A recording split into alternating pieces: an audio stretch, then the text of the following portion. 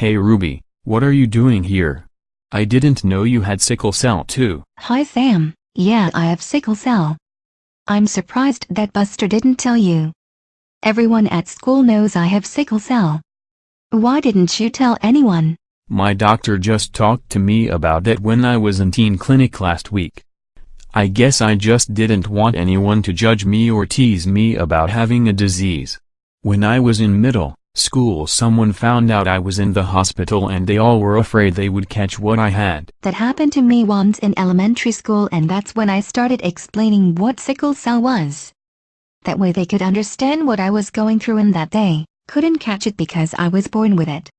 I can tell you more about it later. I think we are about to start. I hope everyone enjoyed the tour of the hospital and lunch.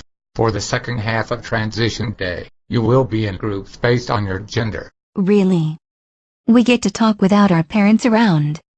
This sounds cool. I am glad that everyone is excited.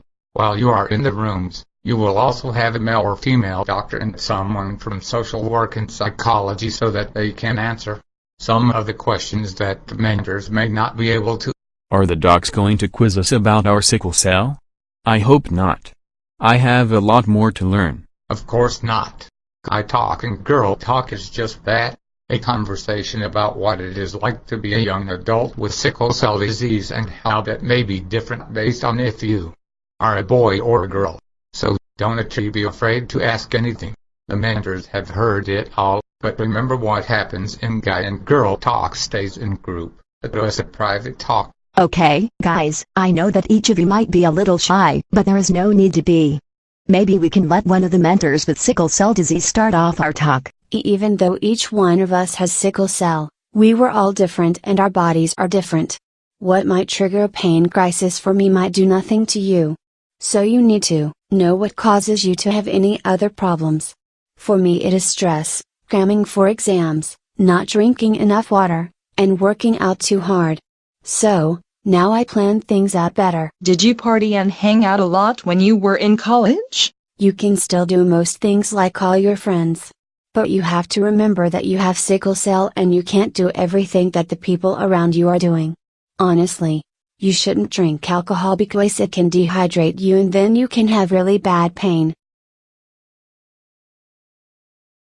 And you should never smoke anything, including cigarettes or use marijuana, because it can damage your lungs. You have to be careful out there with your health at all times, while you are having fun.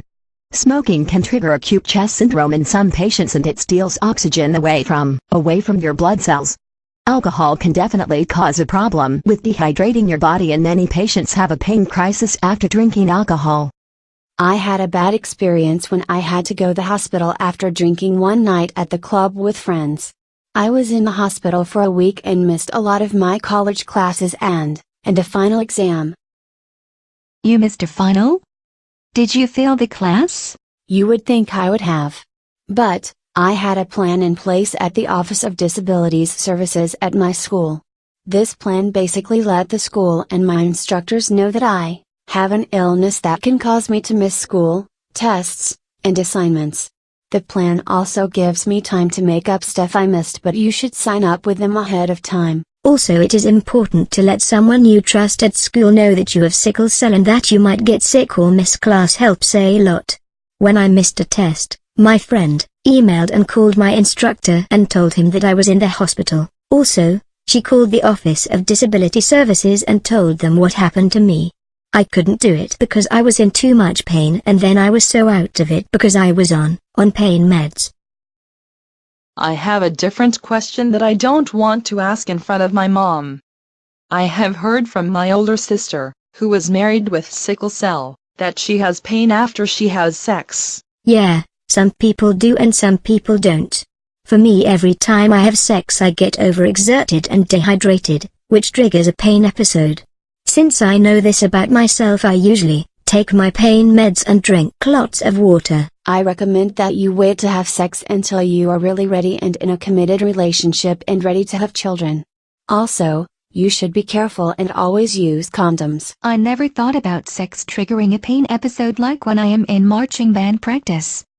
That is good to know. Another thing about being a woman and having sickle cell is that if ever decide to have children or you get pregnant, your doctor will consider your pregnancy to be high risk. That means that you will have to be followed closely by a special doctor during your pregnancy. You should talk to your doctor about sickle cell in pregnancy before you ever have children. I thought you couldn't have children if you have sickle cell disease? I have 2 kids of my own.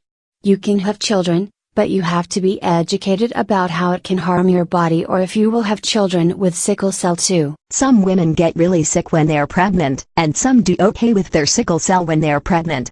Everyone is different. You do need to find a good high-risk OBGYN or obstetrician to take care of you, along with your primary and sickle cell doctors. Also, you should continue to see your gynecologist every year even if you aren't having sex or planning on having a baby. It is an important thing for your overall health. Your doctor can talk to you about family planning options and help you decide what is best for your health. Another thing to think about, ladies, is if the guy you choose to have children with has sickle cell disease or the sickle cell trait or any abnormal hemoglobin like C, E, D. If he does, then you need to know because your child could have sickle cell disease with any of these types. If he doesn't know whether or not he has sickle cell trait, then he can get genetic testing done through his primary care doctor or the health department. The test is called the hemoglobin electrophoresis and it can tell if he has any type of abnormal hemoglobin.